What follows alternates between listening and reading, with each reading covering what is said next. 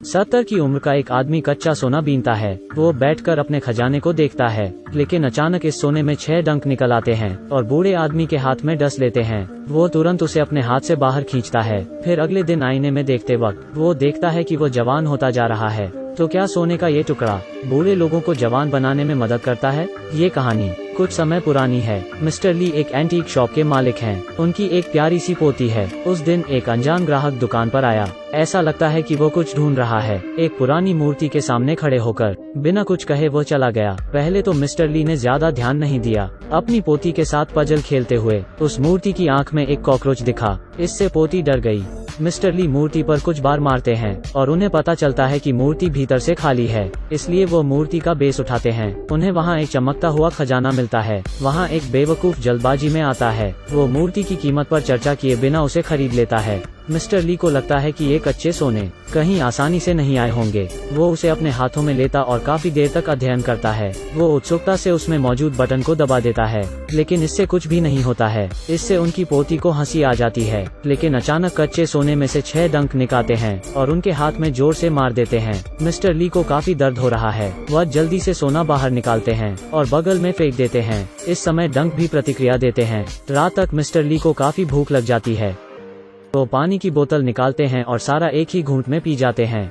अलमारी में कच्चे मीट का एक प्लेट देखने के बाद भी वो एक और भी लेते हैं। वो तुरंत खिड़की पर जाते हैं। 93 साल पुराने उत्तर पश्चिम की हवा में सांस लेते हैं। अचानक उन्हें उनके घाव में काफी खुजली होने लगती है। वह चाकू से रगड़ते हैं, हाथ से खुजलाते हैं, अपने दांत से काटते हैं। घाव अब भी ठीक नहीं होता। जैसे कि उन्हें सोने की पुकार सुनाई दी हो, तो वो वहां जाकर सोना अपने हाथों में लेते हैं। सीढ़ियों पर जाते वक्त वो उसे आराम से उसे अपने हाथ पर रखते हैं, बटन को दबाते हैं। उनके हाथ में 6 डंक फिर से लगते हैं। सोने पर एक सुई निकल आती है, किसी बिच्छू के डंक की तरह उनकी नसों में घुस जाती है और धीमे धीमे उनका खून चूसने लगती है। मिस्टर ली सीढ़ियों पर लेट जाते हैं। ऐसा आराम महसूस होता है जैसे पहले कभी नहीं हुआ था। लेकिन यह सब कुछ उनकी पोती देख रही है। अगले दिन जब वो आईने में देख रहे हैं तो वो खुद को काफी जवान पाते हैं। उनका दोस्ता भी यह बदलाव देखकर काफी खुश है। जब वो एंटीक शॉप पर जाते हैं, वो दरवाजे का ताला टूटा पाते हैं। अंदर के फर्नीचर पूरी तरह तहस नहस हैं। वहाँ सिर्फ एक बिजनेस कार्ड बचा है। बिजनेस कार्ड की सूचना के मुताबिक वो एक फैक्ट्री में जाते हैं चर्चा करने के लिए। वो उसी बेवकूफ से मिलते हैं जो एक दिन पहले आया था। वो बेवकूफ उन्हें बताता है कि उसके अंकल मिस्टर वांग ने ये सब कहा था। मिस्टर ली को अपने अंकल से मिलवाने उनके कमरे में ले जाता है। मिस्टर वांग के पास एक पुरानी डायरी है। मिस्टर ली को बताते हैं 400 साल पहले एक कारीगर था। उसने एक खास उपकरण बनाया था जो लोगों को अमर बना सकता है और उसका नाम डेविल्स क्लॉ रखा। लेकिन कुछ दशक पहले वो कारीगर अचानक मर गया। डेविल्स क्लॉ उस मूर्ति में छिपा हुआ था जो बिक रही थी और दुनिया में खोई हुई थी, और इस डायरी में दर्ज है डेविल्स क्लॉ के इस्तेमाल करने का तरीका। मिस्टर ली ऐसे नाटक करते हैं जैसे उन्हें कुछ पता नहीं। मिस्टर वांग मिस्टर ली से कहते हैं कि वो मरने वाले हैं, इसलिए उन्हें डेविल्स क्लॉ इस्तेमाल करना है अपनी उम्र बढ़ाने के लिए। वो बात करते करते मिस्टर ली का लाया हुआ डब्बा ले लेते हैं। मिस्टर वांग मिस्टर ली के हाथ को भी देखते हैं जो घाव डेविल्स क्लॉ के इस्तेमाल से हुआ है।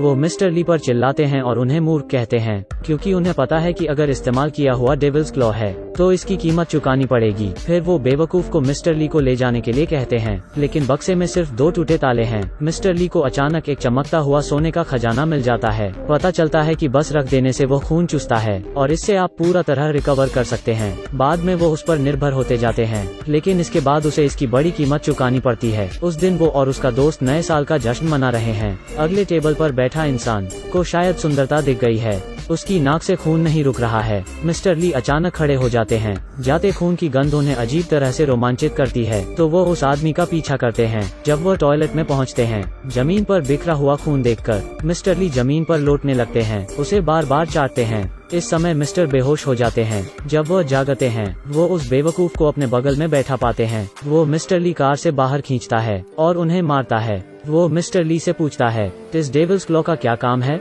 मिस्टर ली उसे बताते हैं, इससे उम्र बढ़ सकती है। वो बेवकूफ तेजी से हंसता है। हर रोज वो कुत्ते की पूंछ की तरह है। अपने अंकल का आदेश मानता है ताकि उनकी जायदाद उसे जल्दी मिल जाए। उसके अंकल को डेविल्स क्लॉ का ख्वाब भी नहीं देखना चाहिए, इसलिए वो मिस्टर ली को कार में लॉक कर देता है और कार को पहाड़ी से नीचे धकेल देता है। मिस्टर ली की बनावटों को देखकर ऐसा लगता है कि वो अब और नहीं जी सकते। बेवकूफ वाइन पीता है और ग्लास नीचे फेंक देता है और एक झूठा दृश्य बनाता है कि मिस्टर ली नशे में नीचे गिर गए। घर जाते वक्त एक बड़ी बेवकूफी, उसे लगता है कि सब कुछ उसके हाथों में है। वो आराम से बैठकर गुनगुनाता है, पैर की उंगलियों की खास सुगंध का मजा लेता है। तभी उसके अंकल उसे बुलाते हैं।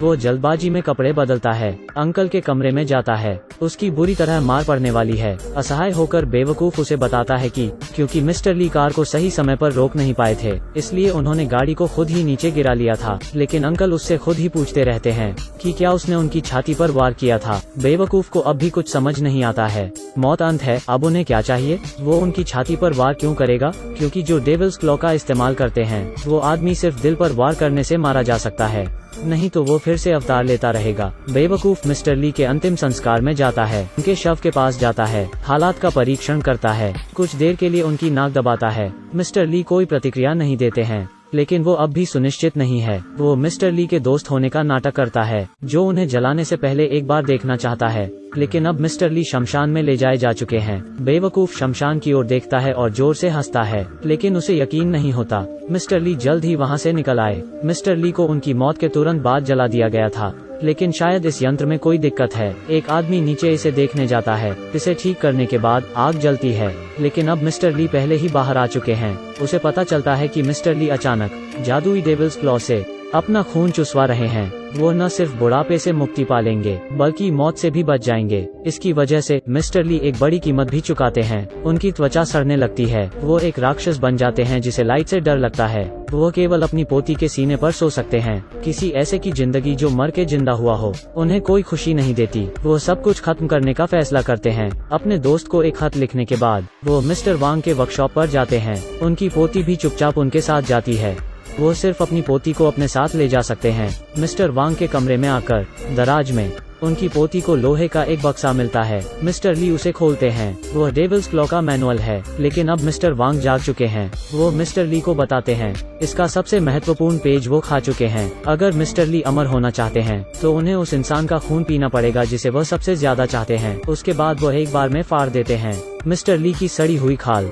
मिस्टर ली खुद को आईने में देखते हैं। वो न इंसान लगते हैं न भूत, वो बस अपनी पुरानी बनावट पर लौटना चाहते हैं। मिस्टर वांग उन्हें बताते हैं कि जब वो उसे डेविल्स क्लॉ देंगे तभी वो उन्हें उपाय बताएंगे। मिस्टर ली डेविल्स क्लॉ निकालते हैं, लेकिन उम्मीद के विपरीत मिस्टर वांग उन पर हमला कर देते हैं। जमीन पर गिराकर मिस्टर वांग एक तलवार निकालते हैं। वो मिस्टर ली के दिल पर वार करने वाले हैं, लेकिन पोती उन्हें धक्का दे देती है। मिस्टर ली मुश्किल से उठते हैं। वो अपनी पोती को दूर ले जाने वाले होते हैं, लेकिन अब उन्हें जमीन पर ताजे खून की गंध आती है। वो अपनी इच्छा रोक नहीं पाते, जमीन पर रेंगते हैं। मिस्टर वांग का खून चूसने लगते हैं। बेवकूफ उनकी आवाज सुन लेता है और भागता हुआ आता है। मिस्टर ली तुरंत अपनी पोती को छिपा देते हैं। बेवकूफ अपने मरे हुए अंकल को देखता है और खुशी से उछलता है, लेकिन तभी मिस्टर ली बाहर आते हैं। बेवकूफ को मारते हैं, फिर अपनी पोती को लेकर बाहर भागते हैं। जब बेवकूफ ज्यादा ध्यान नहीं देता है, वो उसके गले लग जाते हैं और साथ में उछलते हैं। दोनों यहीं खत्म हो जाते हैं। पोती डेविल्स क्लॉ को अपने दादाजी के शरीर पर रखती है।